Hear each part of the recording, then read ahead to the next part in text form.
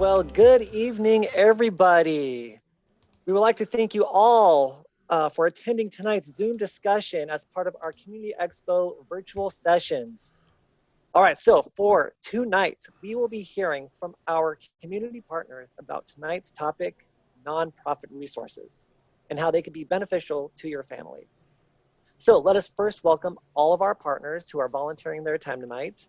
Please welcome Elena Savignano from Girl Scouts, Lily Carlton from United Through Reading, Adrian Edquid from Say San Diego, Wendy Penagos from Focus, and Megan Ramey from Courage to Call.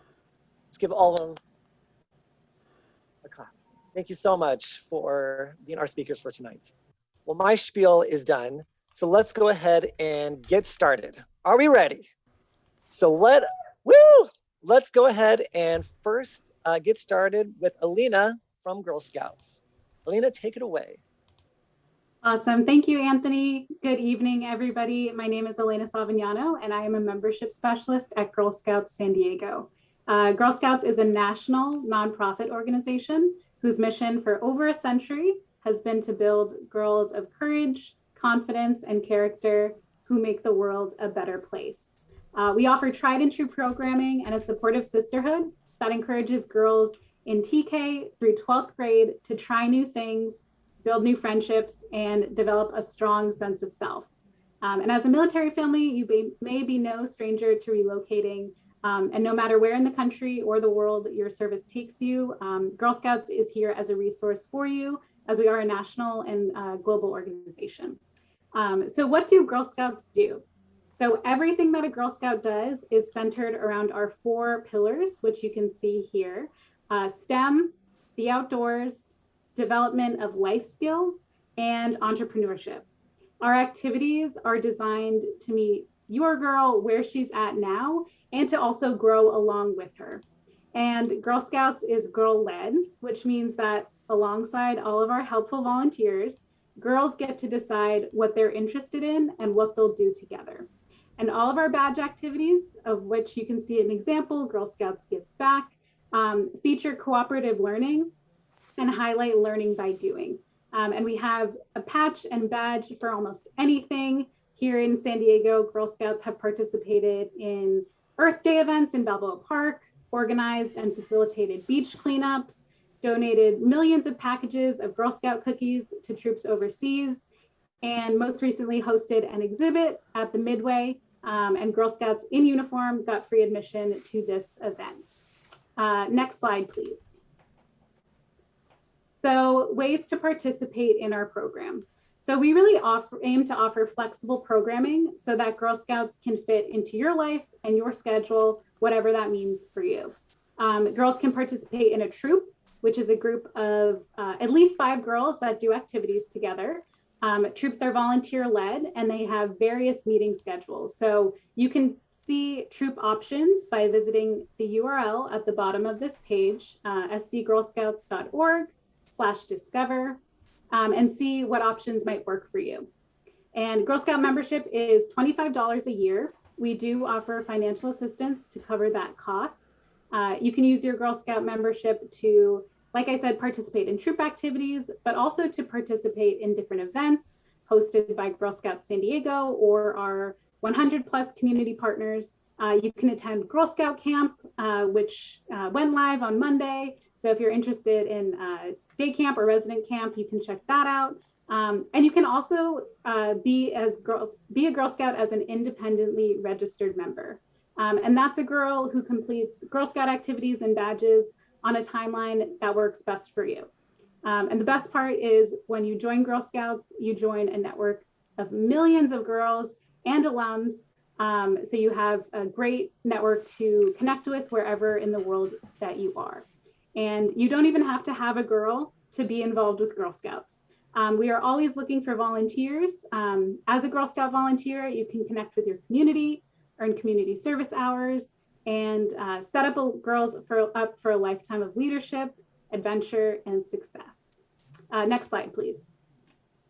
So you are invited to join us here at Girl Scouts San Diego. If you're interested in seeing what Girl Scouts is all about, you can take a picture of this screen and join us for a free virtual family fun night, which we offer every Tuesday from 4:30 to 5:30 and every Wednesday from 6:30 to 7:30. Families, you'll get to participate in either an art or a STEM themed craft and also have an opportunity to ask questions about how to get involved with Girl Scouts. You can also see my contact info on the screen. I'm always available to talk, text, talk on the phone. So please feel free to connect with me and I'd be more than happy to help you get started with Girl Scouts and answer any of your questions. Thank you. All right, well, thank you so much, Elena, for all of that. I know we had a couple questions, but again, we will get to those at the end. So thank you so much for all of that information. All right, so now we will go ahead and move on to Lily Carlton from United Through Reading. Lily? Yes, hello everyone. Thank you for having me. Again, my name is Lily Carlton and I am from United Through Reading. If you've used United Through Reading in the past, I'd love to hear about it. Just put a little comment in the chat box. We're just so excited to hear when other people have used our program. In case you're not familiar with United Through Reading, we are a nonprofit and we've been around for 31 years. And what we do is record service members reading storybooks to a special child in their life. And that storybook and the recording is then given to the child so that they can follow along and watch their service member anytime they're apart. United Through Reading recordings are good, not just for deployments, but anytime the service member is going to be away, whether it's due to training, your work schedule, you're just not going to make it in time for story time. The child then has pretty much video on demand. So whenever he or she is missing you, they can go to the recording, watch you, and still feel connected. There's a number of places that you can make a United Through Reading recording in San Diego. We try to be aboard every ship that deploys. In fact, I was just on the Abraham Lincoln today to set them up. So they'll have UTR on board during their deployment. We also have a reading recording location at the ASYMCA and the Miramar Library. So you just contact them to set up an appointment. We try to accommodate commands if they have a command picnic or just want us to come out to their office to do a recording. We'll do that as well. And perhaps you've seen our mobile story station, our fun recording station on wheels parked at the NEX, or sometimes we'll be in the Lincoln housing area doing recordings when we're in person. And lastly, we have our UTR app, which is available anytime. It's free. The service member can do a recording from the comfort of their own home with their phone, and you can also order books for free from our website. Next slide. I just wanted to let you all know about an incentive that we're running for Month of the Military Child, and we try and run an incentive every other month. For doing one recording upload, you get these cool purple up sunglasses for your kiddo. And the more recordings you do, you can get more prizes. Again, with the UTR app, you can get books for free. So it's really a win-win for everyone. Your children get to see their service members stay connected. They're growing a love for reading, and they can get free books. So that's a little bit about our program. If you have any questions, please let me know. I'll put my email address in the chat box, but thank you so much for listening and for having us. All righty, thank you so much, Lily, for all of that information from United Through Reading. We were getting some chat saying they love UTR, so you must be doing some great work over there. All righty, well, again, thank you, Lily. And now let's go ahead and move on to Adrian from Say San Diego. Yeah, thanks, Anthony. Hi, everybody. Good evening. Thanks for being here tonight. My name is Adrian Edquid. I am the outreach specialist for Say San Diego's Dad's Core program. And so as the slide gets booted up there, Say San Diego is a nonprofit that's been in San Diego for the past 50 years, working to work with youth, adults, families, and communities. And I'll just kind of run through what that looks like in the next slide really briefly.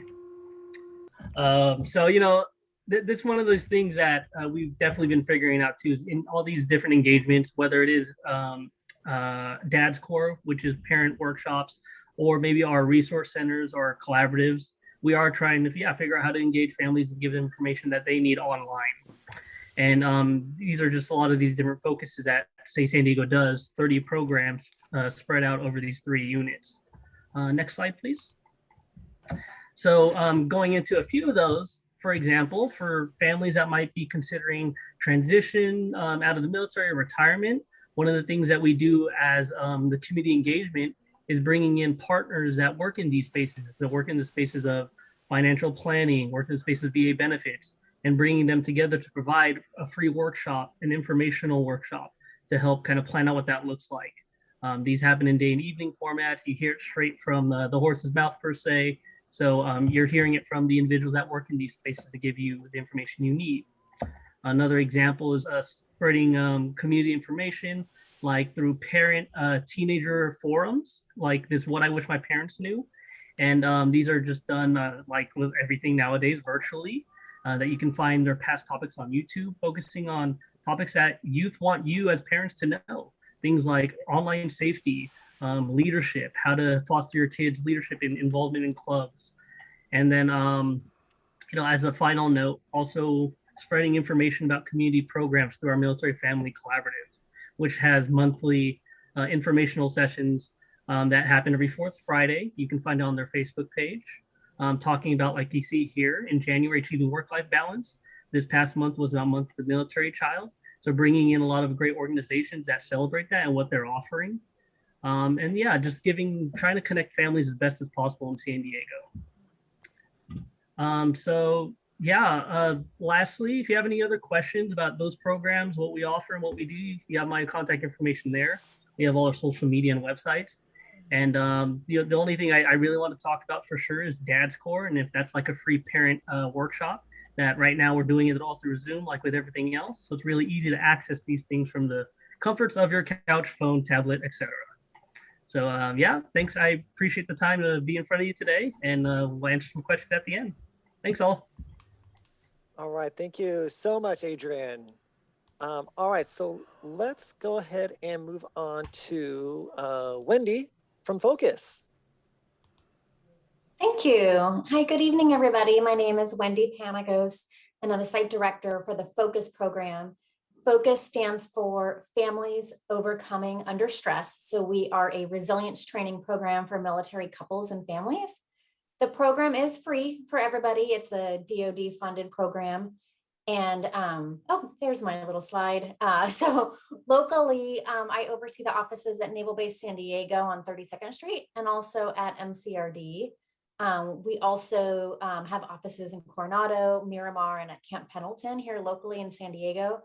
And then we also offer Telefocus, which is our telehealth version where we're providing the Focus program virtually via Zoom. It's actually a program we had already in place prior to knowing that COVID was even going to happen. And it was mainly intended for service members and families that might have been separated, like they can't come into the office together to the same location, so they can log on and still get the program that way. Or maybe there wasn't a Focus office at the installation that they were assigned to, so they did Telefocus. But that's where we're located. Next slide, please. So what we primarily focus on is developing family resilience. And in our program at Focus, we define it in this way. So we talk about resilience as coping with and overcoming adversity through these skills that we teach. So open and effective communication, managing emotional ups and downs, collaboration and problem solving within the relationship or within your family, developing a shared sense of meaning around the things that do happen to us, be it positive or more challenging things, like being able to find meaning in the different, circumstances that we find ourselves in. And then being able to mobilize a support system. So a lot of times I talk to people who feel very isolated. They moved out here away from family and friends. Service member might be deployed and the spouse or significant other or family feels very isolated. So we definitely talk a lot about mobilizing support and making sure like you have a team of support support around you. And that's really, really important to being resilient. So some of the common reasons why people come to Focus are these items here. So there's a lot, related to separations, deployments, combat or operational stress, changes in routines, changes in location, things of that nature. But a lot of times for our family track, so we have 2 tracks. Sorry, let me backpedal for a minute there. We have 2 tracks, a couples track and a family track. So on our family track, we serve children as young as 3, but it's the whole family. So we don't do any individual work. We do all kind of relational work. So sometimes parents come to Focus because of behavioral issues in their children, like anger outbursts or emotional meltdowns or some social anxiety, things of that nature. I feel like lately, this kind of ho-hum drabness of COVID that's dragged on for like an extremely long time for all of us. These are all kind of behavioral reasons why families tend to sign up for Focus to kind of help get better at dealing with those types of emotional and behavioral challenges. But then we also have people coming to us because of transitions. So they're getting ready to PCS or they just PCS'd. There's a deployment coming, there's a reintegration coming, or someone's, retiring from the military, and that's like a big transition. And then other adjustments like a new baby or a new sibling, that's a common reason people have come in, a new job or a new position, or just adjusting to virtual learning. Those are some of the adjustments that we've been hearing about lately, which prompts people to come in. And then really, really common in our couples track, people come in for communication problems and like wanting to reconnect, that they just feel like they've kind of lost connection because they've been apart for a long time, or there's been a lot of family stress and they want to reconnect as a couple, or even just feel closer as a family unit. And so like closeness is honestly like a goal a lot of people come in for, is like better communication. And then as a result of that, feeling closer. And then other kind of relational reasons people come in are like premarital support. We get some unmarried couples who are dating and they just feel like they want to improve their communication and problem solving, or they know they're getting engaged and they want to at least do some work to make sure they're on the same page as they get ready for that commitment. But then we've also had families come in because they're blending families, blending kids, or maybe they're separating or divorcing. And they want to make sure that their kids are taken care of or have the support they need to kind of co-parent and do that as smoothly as they can.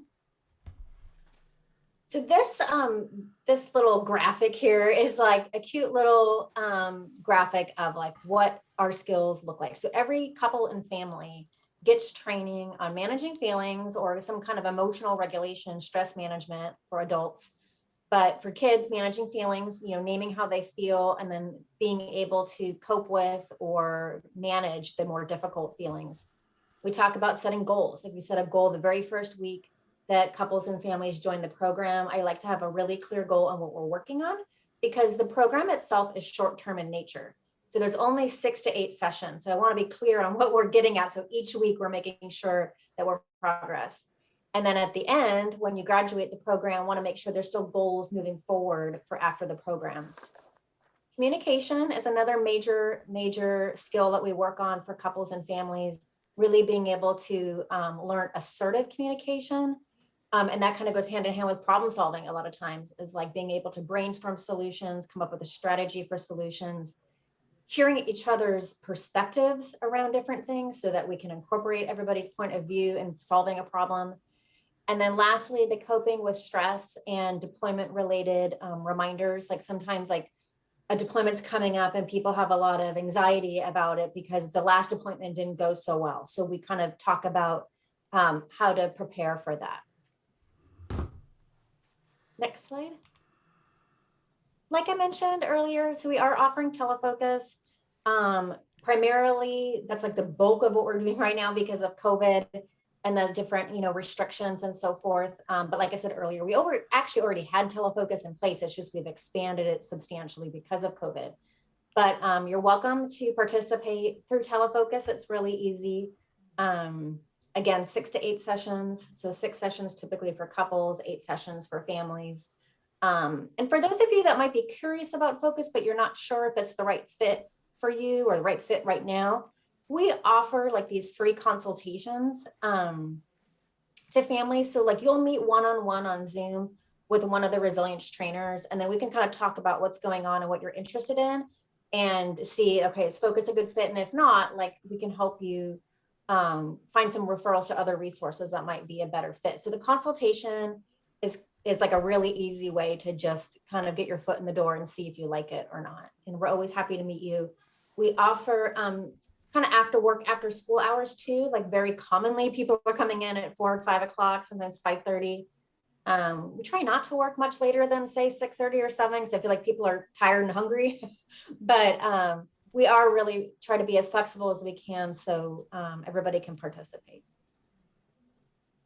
I feel like I talked maybe a little bit longer than my allotted slot, so I'm going to be quiet now. No, that was great. Thank you so much.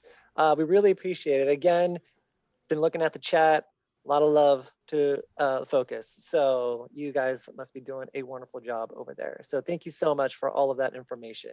Really appreciate it. Okay, well, actually, we will get to our last speaker. Let us move on to Megan from Courage to Call. Megan? Hello, I am Megan Ramey. I'm a family support partner with Courage to Call.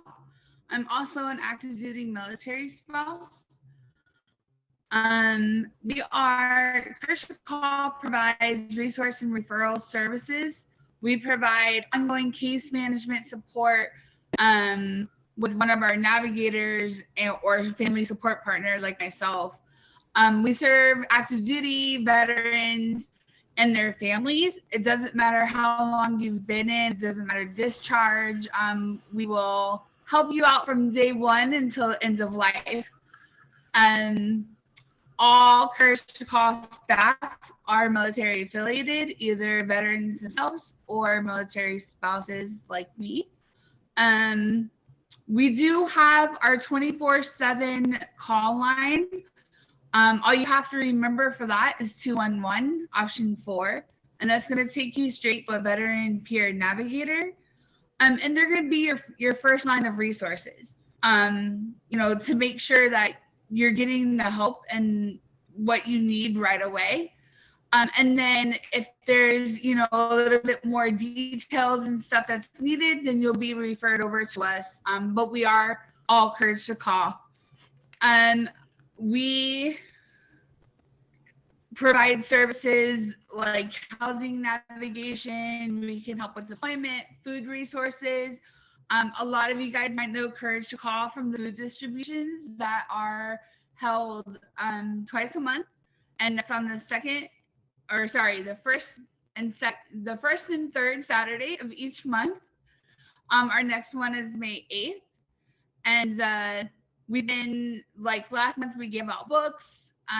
We've given out toys in the past. We'll partner up with STEP and do diapers, so it's always good to follow us. Especially for the food needs, but we may have extra as well. A couple of other things that we do, we have Operation Dress Code, which is coming up this year. We're finally bringing it back since COVID kind of on the mend now.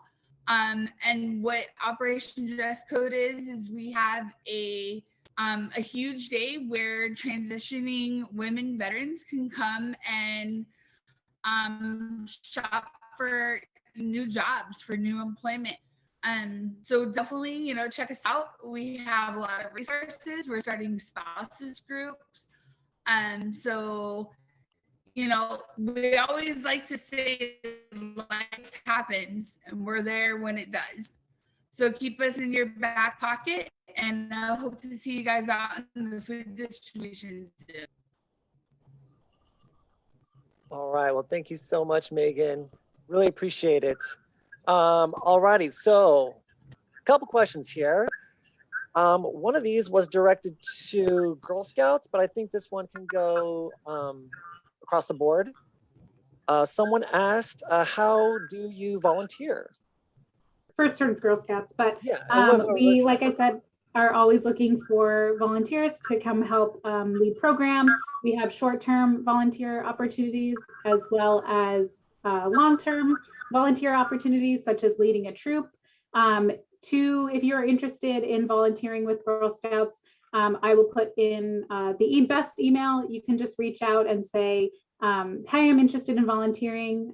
You can also go through our website and see volunteer opportunities that are available to you. So you can try and match up something that works for your schedule. But if you have something a little bit more specific in mind that you'd like to do, the email is the best bet, and we'll get you connected with the person who works in your community. In terms of volunteering, we do ask that everyone completes a background screening, and then we'll work with you again to find a volunteer experience that works best for you.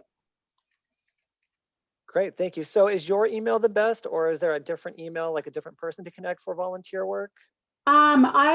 You can always email me and I'll make sure you get connected if it's a different person, but I'll also include, it's just membership@sdgirlscouts.org is a general, very useful email. So either one, but you can never go wrong reaching out to me. I'll get you connected with the right person. Perfect. Thank you very much. I guess back to Girl Scouts. What is the age range or the age limit for Girl Scouts? So to participate in the Girl Scout program, we are open to girls TK. So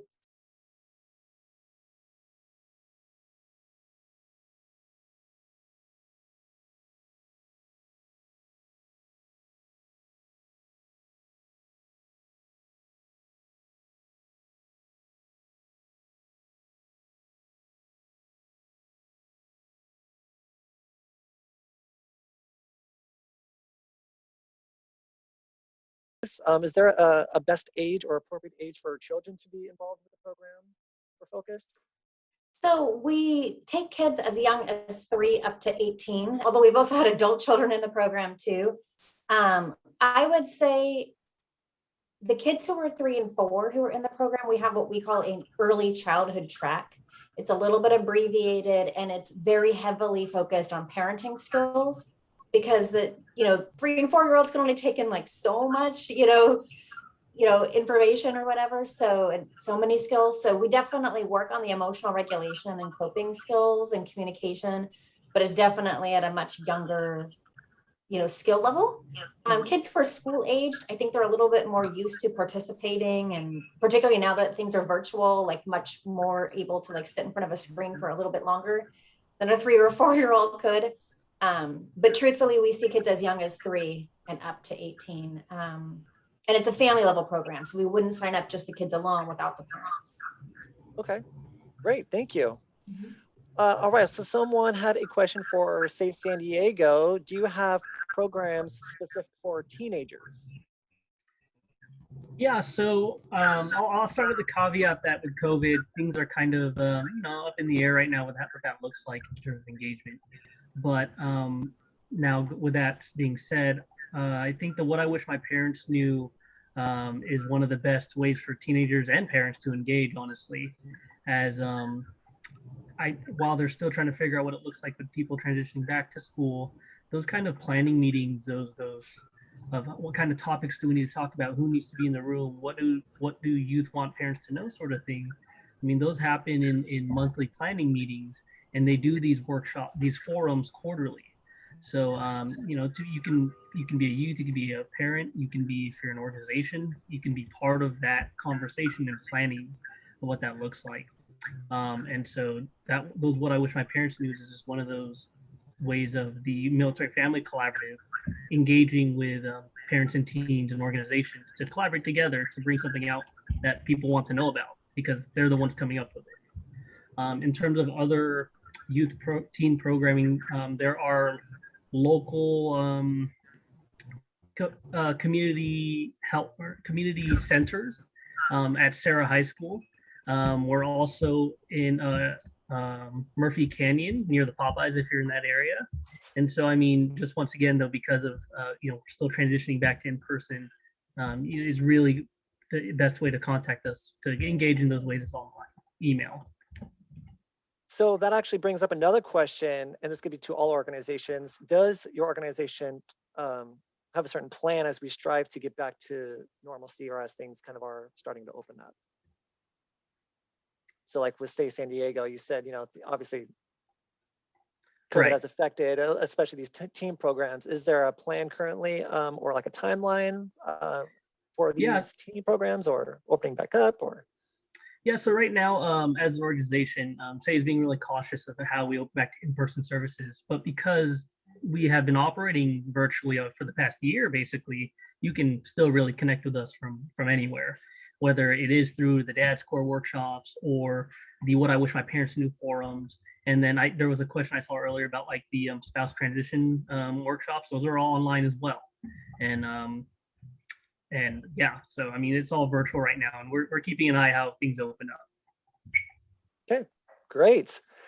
All right, so another question we had is, are there any kind of out-of-pocket costs or fees for your services? Get no's across the board. No, Focus is free.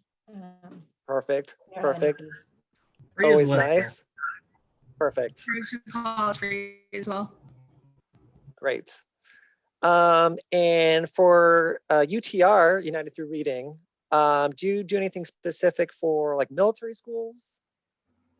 Yeah, I saw that question. So in pre-COVID days, we would be invited maybe by the principal, or if the school was having some kind of spring fair or what have you, we would bring our mobile story station out and have that available to do recordings.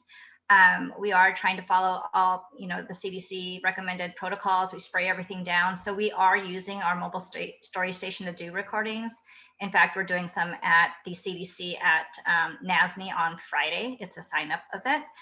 But yeah, even with COVID, fortunately for our app, we haven't really slowed down except for in-person events. But because our app is available anytime, service members are able to do recordings anytime. And again, yes, our program is free, and you can order books for free from our website. Awesome. Well, thank you so much. And I think that is all of the questions. I'm double checking. All righty. Well, if there are no more questions, so we want to thank again all of our panelists for their responses. Lincoln families, let's give all of our nonprofit organization speakers a round of applause to thank them again for joining us tonight. This was wonderful. We want to thank you for joining us for nonprofits, and we hope you have a wonderful rest of the evening. Thank you very much for joining us. Take care, everyone.